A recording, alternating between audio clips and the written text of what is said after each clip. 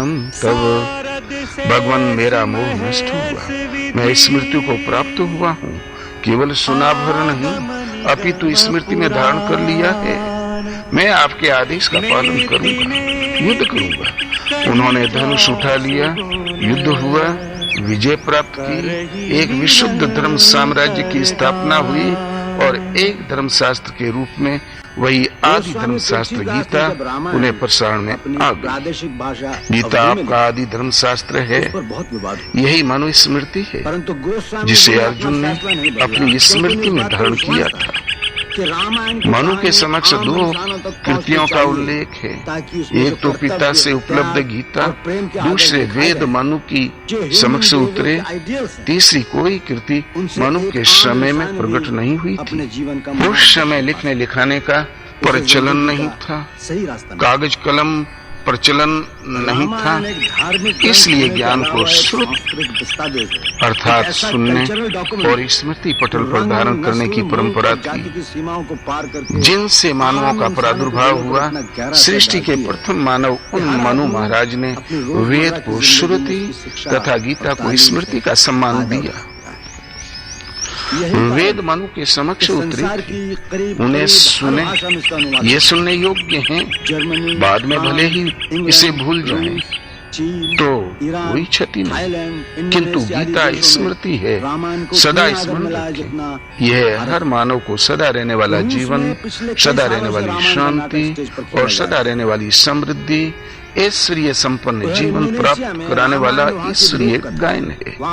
भगवान ने कहा, अर्जुन, यदि तू अहंकारवश मेरे उपदेश को नहीं सुनेगा तो विनष्ट हो जाएगा। अर्थात गीता के उपदेशों की अवहेलना करने वाला नष्ट हो जाता है। अध्याय 15 के अंतिम श्लोक 15-20 में भगवान ने कहा, इति गुह्यतमं शास्त्र मिदम् उक्तम् मया नघ। ये गोपनीय से भी अति गोपनीय शास्त्र मेरे द्वारा कहा गया। इसे तथ्य से जानकर तू समस्त ज्ञान और परम श्रेय की प्राप्ति कर लेगा। अध्याय 16 के अंतिम 2 श्लोकों में कहा, यह शास्त्र विधि मुत्सृज्य वर्तते काम कारतः। इस शास्त्र विधि को त्याग कर कामनाओं से प्रेरित होकर अन्य विधियों से जो बसते हैं, उनके जीवन में न सुख है, न समृद्धि है और न परम गति ही है। तस्मात् शास्त्रम प्रमाणम ते कार्य व्यवस्थितो। इसलिए अर्जुन, तुम्हारे कर्तव्य और अकर्तव्य की व्यवस्था में ये शास्त्र ही प्रमाण है। इसको भली प्रकार अध्ययन कर तत्पश्चात आचरण कर, तो मुझ में निवास करोगे, अविनाशी पद प्राप्त कर लोगे, सदा रहने वाला जीवन, सदा रहने वाली शांति और समृद्धि पालोगे। गीता मनुस्मृति है और भगवान श्री कृष्ण के अनुसार गीता ही धर्म शास्त्र है, अन्य कोई शास्त्र नहीं, कोई अन्य स्मृति नहीं है। समाज में प्रचलित अनेकानेक स्मृतियां गीता के विस्मृत हो जाने का दुष्परिणाम है।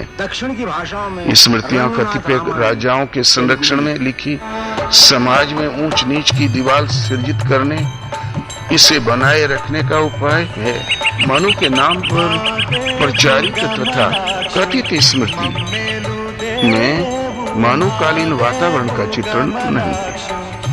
मूल मनुस्मृति गीता एक परमात्मा को ही सत्य मानती है, उसमें विलय दिलाती है, किंतु वर्तमान काल में प्रचलित लगभग 164 स्मृतियां परमात्मा का